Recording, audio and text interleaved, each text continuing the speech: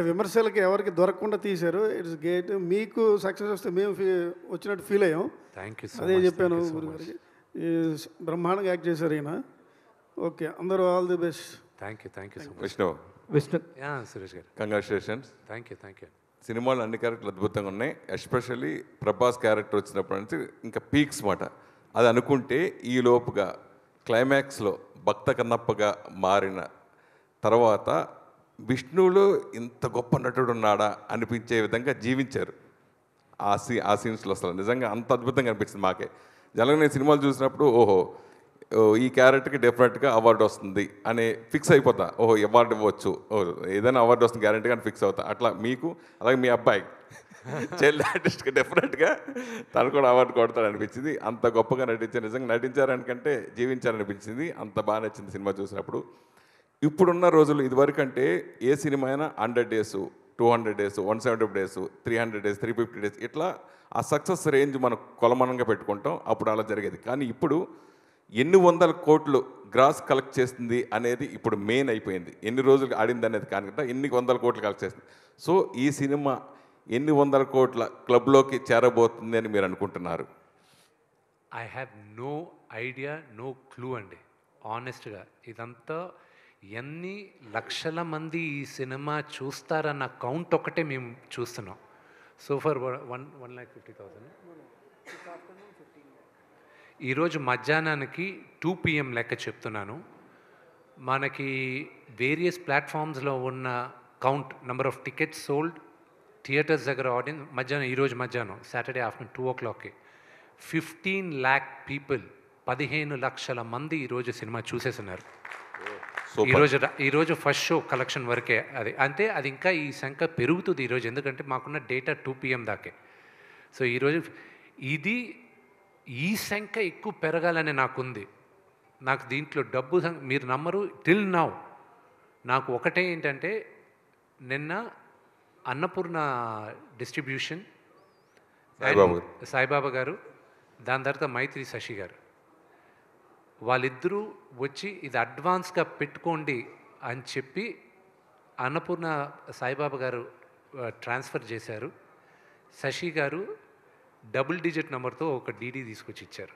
Super. Okay, ఇది అడ్వాన్సే, కేవలం ఇది ఫైనల్ కాదు మీకు, ఇది ఓన్లీ ఫస్ట్ అడ్వాన్సే అన్నారు ఆయన. ఆ నంబర్లు చూసి I was like thank you అనుకున్నాను. బట్ నా ఎయిమ్ ఏంటంటే, సురేష్ గారు, my aim is purely one thing. ఎంతమందికి నేను కన్నప్ప కథ నేను చెప్పగలను, that is my success. That's my only success. Money దేవుడి దయ వల్ల రేపు మంచి నాకు ఈరోజు ఒక గొప్ప ఆపర్చునిటీ ఇచ్చారు ప్రజలు, నాకు మంచి విజయాన్ని ఇచ్చారు. రేపు నేను అనుకున్న కథలు చేయడానికి నాకు ఇప్పుడు ఒక ధైర్యం ఉంది.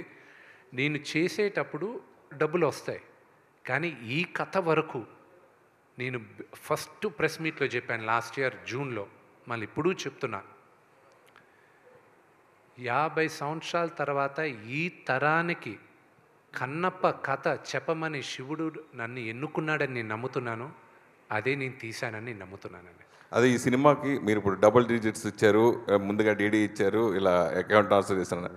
నిజంగా మీ ధైర్యానికి hats off. First of all ఓటీటీకి అమ్మకుండా మీ సినిమా ఉంచుకున్నందుకు. అది 3 digitsగా గ్యారెంటీగా మారుతుంది అనేది ఓపెన్ హార్టెడ్ బిజినెస్లో అందరికీ తెలుసు.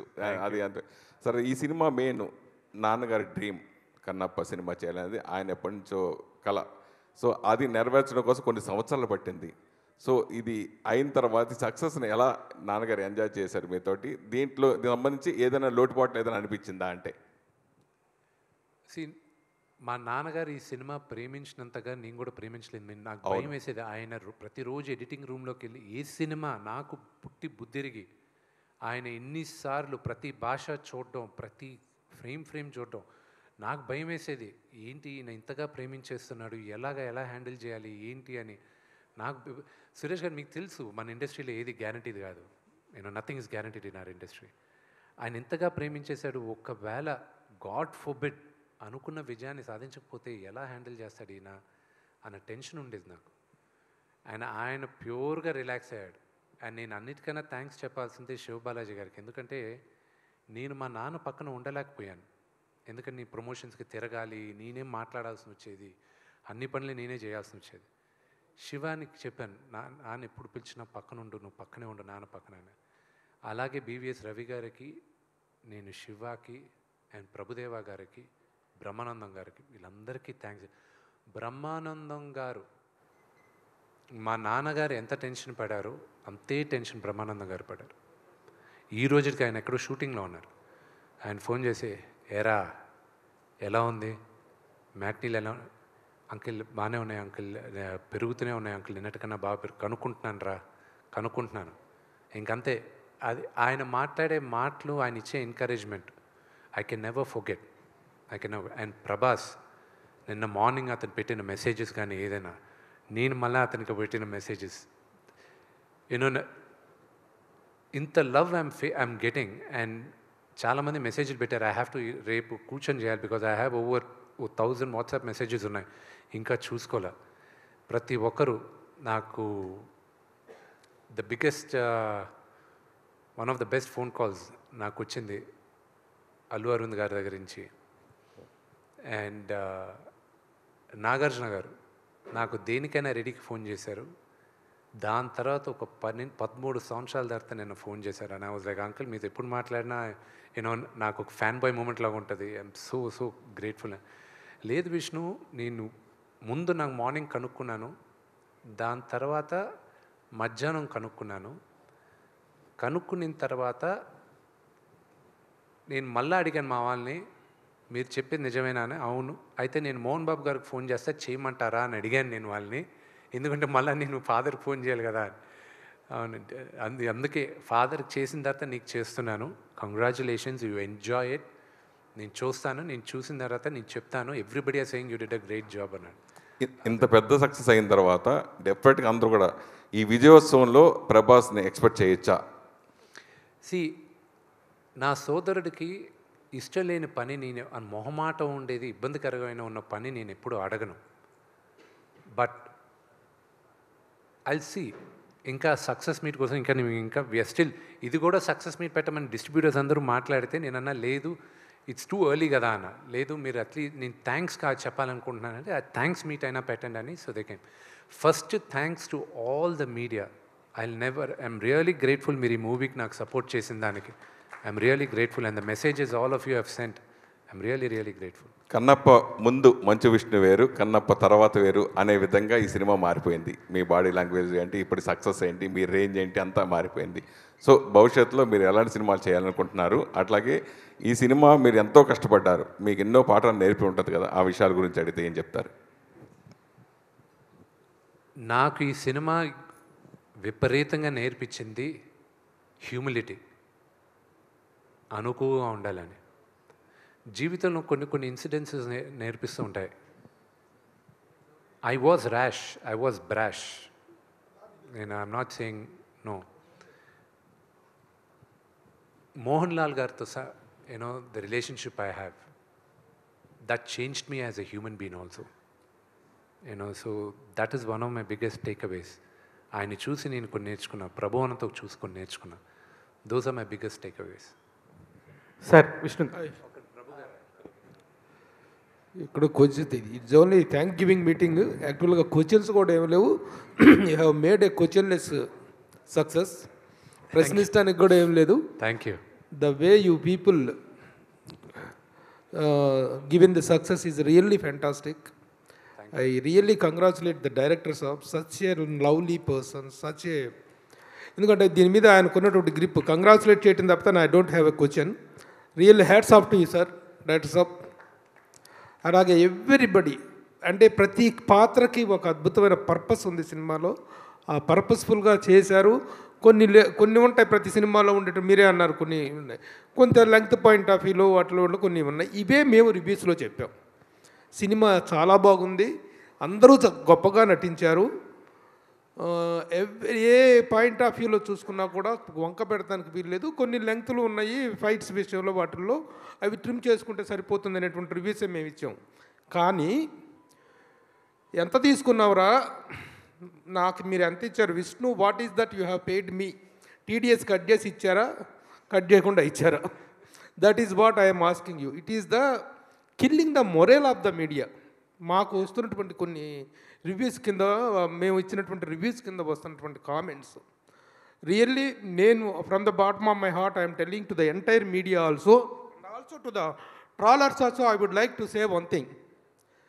మీడియా ఒక మంచి సినిమా వచ్చినప్పుడు how the media is standing behind a film, how the media is supporting the films అనేటువంటి ఒక మంచి వాతావరణాన్ని మేము ఎలా సపోర్ట్ చేస్తున్నామో మెయిన్ స్ట్రీమ్ మీడియా అనేటువంటిది అందరికీ తెలుసు. కానీ అలాంటి మీడియా ఇచ్చినటువంటి రిపోర్ట్స్ కింద, వాటి ఇచ్చినటువంటి రివ్యూల కింద ఎంత తీసుకున్నారు మీరు, ప్యాకేజ్ ఎంత ముట్టింది అనేటువంటి ఎదవ కామెంట్లు చేస్తున్నటువంటి ఎదవలకి, ఎందుకంటే ఈ మాట ఎందుకు మాట్లాడాల్సి వస్తుంటే చాలా బాధగా ఉంది. 3-5 సంవత్సరాల పాటు ఒక సినిమా కోసం కష్టపడి ఎన్నెన్నో శ్రమ కోర్చి, ఎంతో వ్యయప్రయాసలు కోర్చి, throughout the film, throughout the 5 years of టైంలో ఎంతో ట్రాలింగ్కి గురై, వాళ్ళు ట్రాలింగ్ ఏంటి అసలు, సినిమాల మీద ఆ ట్రాలింగ్ ఏంటి, వ్యక్తుల మీద ఈ ట్రాలింగ్ ఏంటి, వాళ్ళ వ్యక్తిత్వాన్ని ఈ విధంగా కిల్ చేయటం ఏంటి, రివ్యూని మంచి సినిమాని ఎంకరేజ్ చేసిన మా మీద ఇలాగా బురద చల్లటం ఏంటి, all this non sense B stopped. ఇలాంటి ఒక నాన్ సెన్సికల్ ఏంటంటే ఎలా చెప్పాలంటే, ఎలా తయారైందంటే సోషల్ మీడియా అనేటువంటిది, మంచిని గురించి మంచి చెప్పినా సరే ఆ మంచి మీద కూడా బురద చల్లి, ఆ వ్యక్తుల మీద బురద చల్లి, ఎవరి వ్యక్తిత్వాన్ని ప్రశాంతంగా ఉండనిటువంటి వాతావరణం ఉంది. కాబట్టి I'm requesting the trollers and everybody, ఒక మంచి సినిమాకి మేము చేసిన మంచి మీడియా చేసినటువంటి దీన్ని, ఆ మంచిని మీరు అభినందించకపోయినా పర్లేదు, మా మీద బురద చల్లకండి, చేసిన వాళ్ళ మీద, వాళ్ళ ప్రయత్నం మీద బురద చల్లదని చెప్పి ఐఎమ్ రిక్వెస్ట్ చేస్తున్నాను sir. That is what I would like to say, that's all. I don't have any questions to దీంట్లో రైజ్ చేసి క్వశ్చన్ చేయాల్సినటువంటి ఏమీ లేవు, ఆక్షేపించాల్సినటువంటి ఏమీ లేవు. చక్కని సినిమా తీశారు, ఒక భక్తి రస ప్రధానమైన సినిమా తీశారు. ఎలాంటి నెగిటివ్ కంటెంట్, నెగిటివ్ ఎలిమెంట్స్ ఉన్నటువంటి సబ్జెక్ట్ కాదు ఇది.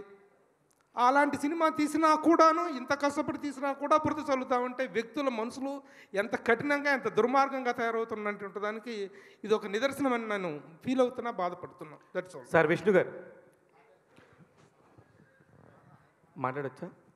మీరు మాట్లాడుతున్నారా? సారీ. అదే పాప ఆయన ఎమోషన్ నిజంగా సార్, అది నిజంగా కూడా ఎంతమంది నిన్న ఫోన్లు వస్తూ ఉంటారు సినిమా అయిపోగానే, రివ్యూస్ చెప్పగానే, ఏంటి ఏం సంగతి, మన విష్ణు గారి సంగతి అని ఒక వెటకారపు మాటలు ఉంటాయి కదా సార్. లేదు, నిజంగా బాగుంది, నిజంగా బాగుంది, నిజంగా బాగుందని చెప్పాల్సి వస్తుంది. ఆ పరిస్థితి నిజంగా బాధపడిన దానిలో అర్థం ఉంది. బట్ అది పక్కన పెడితే, మీ జనరేషన్కి మీ ఇంట్లో ఇంకొక 4 విష్ణువులు తయారయ్యారు. నాకైతే అవరాముని చూడగానే ఒక పాజిటివ్ ఫీలింగ్ వచ్చింది. అంటే అబ్బా భలే ఉన్నాడు పిల్లాడు, ఎంత ముద్దుగున్నాడు, ఎంత చక్కగున్నాడు, విష్ణు పాస్ అయిపోయాడు, విష్ణు గట్టెక్కేసాడు అన్న ఒక ఫీలింగ్ వచ్చేసింది. అలాగా ఒక పాజిటివ్ వైపుతో స్టార్ట్ అయింది. ఇద్దరు చిన్నపిల్ల, మీ కూతుర్లు ఇద్దరు కూడా ఎంత బాగా ఆ కాళహస్త్రి మత్సరం గురించి చెప్పారు. అక్కడి నుంచి స్టార్ట్ అయిన సినిమాకి వంకలు పెట్టాలంటే, కోడిగుడ్డు మీద ఏకలు పేకాలంటే పేకొచ్చు, కానీ పేకన అవసరం లేదు. ఇట్లాంటి ఒక మంచి ప్రయత్నాన్ని అభినందించడం తప్ప అని నాకు అనిపించింది. At the same time Mohan Babu గారిని చూడగానే, ప్రభాస్ గారిని చూడగానే అబ్బా చాలా బాగుంది. విష్ణుని అలా కూర్చోబెట్టి మీడియా అంతా ఇంత పాజిటివ్గా మాట్లాడాలనుకున్న రోజు కలలాగా ఉంటుంది నాకు ఎప్పుడు. అలాంటిది ఇవాళ రోజున నిజమైంది. Thank you so much. అందుకని ఐఎమ్ వెరీ హ్యాపీ. ఆ ఒక్క విషయం చెప్పడానికే వచ్చాం. అందరూ కూడా ఇట్లన్నీగా ఉన్నాము. మీరైతే మాత్రం ఇంక నుంచి కూడా మంచి సినిమాలు ఎన్నుకోవాలి. శివబాలాజీ గారితో నాకు ఎప్పుడు ఒక ఫైట్ జరుగుతూ ఉంటుంది. మీ మీడియా వాళ్ళు ఎవరు ఇట్లా చేయరాయి, అట్లా చేయరాయి అంటుంటాడు. మంచి జరిగితే మా దగ్గర చెప్తారు, కానీ ఒక మంచి రిజల్ట్ వస్తే చూడండి మీడియా అంతా ఎలా నించుందో శివబాలాజీ గారు. ఎస్ విష్ణు గారు. సార్ విష్ణు గారు, sir congrats sir. Thank you. Biggest block buster కొట్టారు సార్. విష్ణు గారు ఫస్ట్ ఈ సినిమా భక్త కన్నప్ప అనే సినిమా చేస్తున్నారు అనగానే, అంటే చాలామంది ఒక ఇంత బడ్జెట్తో విష్ణు గారు చేస్తున్నారు, చాలా తీయగలడా విష్ణు గారు, నిజంగా రిస్క్ చేస్తున్నాడు అని చాలామంది తమ అభిప్రాయాలు చెప్పారు సార్. అంటే స్టార్టింగ్ నుంచి కూడా ఈ సినిమా కోసం మీరు అన్ని రకాల సాక్రిఫైస్ చేశారు. ఒక రకంగా పర్సనల్ లైఫ్, మనీ, టోటల్గా అన్ని ఎఫర్ట్స్ పెట్టేశారు. ఒక రకంగా ఈ 3 years, ఈ 5 years జర్నీలో అంటే ఎప్పుడైనా సరే ఎందుకు మనకి ఇంత రిస్క్, ఎక్కడైనా మనం డ్రాప్ అవ్వచ్చు కదా అని ఎప్పుడైనా అనిపించిందా సార్? చాలా అంటే ఇప్పుడు ఒక రకంగా చెప్పాలంటే కన్నప్పది ఈ మేకింగ్ గురించి ఒక పుస్తకం రాయొచ్చు. అన్ని రకాల ఎఫర్ట్స్ కానీ అంత స్ట్రగుల్స్ ఫేస్ చేశారు డెఫినెట్గా. సో మీకు మధ్యలో ఎప్పుడైనా అనిపించిందా సార్ ఇది? Never. I'll never give up. I never. Vishnu garu, congratulations. You deserve. I just wanted to answer this question. We had this discussion.